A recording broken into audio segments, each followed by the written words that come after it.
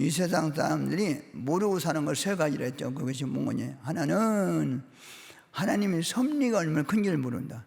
하나님의 사랑이 얼마나 큰지 모르냐. 죽는 날을 모르고 산다. 사람의 사랑을 모르고 산다. 사랑이 얼마나 큰지 모릅니다. 답을 알고 보면 쉽단 말이야. 하나님 창조 목적이 뭐냐? 절대 하나님 삼일째 사랑, 그리고 절대적으로 그 다음에 하나님 창조하신 자들 사랑, 또 하나가 있다면 하나님이 창조한 모든 만물들 알고서 사랑하며 대해주지, 이것입니다. 예수님이 같이 하나님 절대 사랑, 하나님을 사랑하는 창조자들 시대 따른다. 절대 사랑.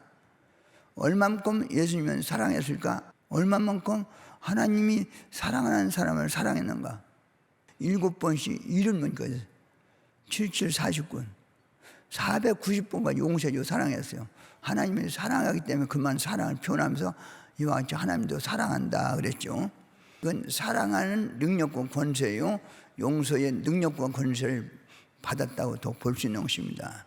사람들은 천지 만물 인간 창조한 하나님 성자 성령이 만물 창조하신 뜻과 목적이 얼마나 귀한 걸 모르고 살고 있어요. 최고 귀합니다. 하나님의 창조 목적이 얼마나 귀한가 하니 인간이 그 목적을 이루어 드리면 하나님은 그 인간에게 원하는 대로 다 해줍니다. 그게 귀해요. 그러니까 그것을 이루려고 노력하라고.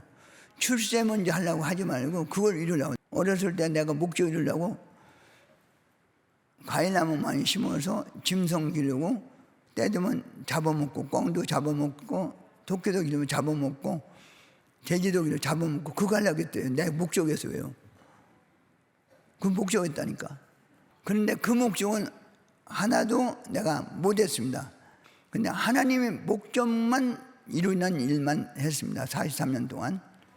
그런데 내가 이루려고 한 것도 다 이루어진 걸로 나는 말한다는 것입니다. 그 외에도 하나님이 주실 것을 다 주시고, 그래서 하나님 목적을 먼저 이루어드리자. 하나님의 만족하도록 사랑을 이루어주면 끝나요. 그것은 지구상의 최고 큰 자입니다. 큰 자는 하나만 뽑지 않고 다 뽑아요. 많이 있는 대로 다 뽑아요. 뭐 70억 중에 30억도 뽑고 50억 많이 뽑을 줄 하나님 좋아합니다. 많이 있을수록. 하나님도 가장 큰 자로 보고 하나님은 그 큰 자로 대하는데, 그렇게 하나님을 사랑해서 뭐가 생기죠? 하나님을 사랑한 자는 뭐가 생기죠? 하나님을 사랑함으로 인해서 죽질 않아요. 육신 말고, 육신이 아니에요. 이 잘못된 종교들은 육신 안 죽는다니. 육신은 영원히 안 죽어요. 사랑을 안 하면 죽어버려요. 영원히. 그래서 하나님을 사랑함으로 인해서 그 영이 영원히 안 죽는 거예요. 사랑 때문에 안 죽는 거예요. 사랑이 이제 큰 거예요. 하나님을 절대 사랑하면 영원히 안 죽어요. 죽는다는 것이 뭐죠? 사망으로 가는 것이 죽었다 합니다. 어둠으로 가는 것이 죽은 거예요. 생명 속에 사는 것은 영원히 생명체 속에 산다는 것입니다. 사랑만이 그렇게 할 수 있는 능력과 권세가 있고, 그것만이 그렇게 딱 안 된다. 사람들 결혼해서 사랑으로 육적 세계지만 결혼해서 사랑할 때 평생 살잖아. 그것만이 평생 살지 돈 있다고 평생 안 살아. 사랑하면 평생 살아요. 그죠? 다른 거 돈이 있다고 안 해주는 거 아니야. 사랑이 없으면 해줘버려요. 끝나버려요. 만물들도, 새들도, 동물들도, 나무들도 사랑이 없으면 죽더라니까. 사랑이 뭡니까? 관심과 돌봄과 자기 마음과 뜻과 목숨을 내서 손질해주고, 그리고 돕고, 물 주고, 그 대비하고, 계속 바람 치면 묶어주고, 그러면 산단 말이에요. 사랑이 없으면 죽는다, 그것도, 만물들도. 안 죽어도 보기 싫게 크더라. 그죠? 사랑만이 영원히 산다. 이 사랑이 그렇게 크다. 그것은 다른 말을 보면 하나님의 창조 목적은 보따리예요, 보따리. 사랑단 보따리.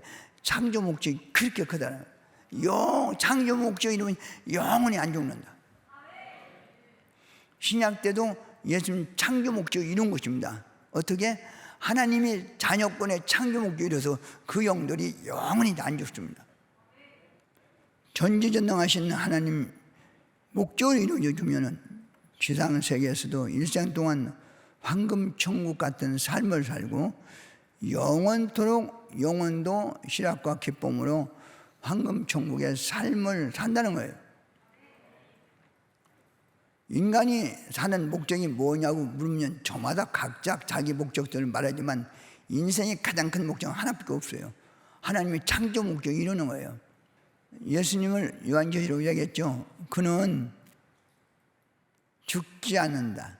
그는 영원한 존재다. 왜? 그가 하나님을 절대 사랑했어요. 절대적인 사랑했어요.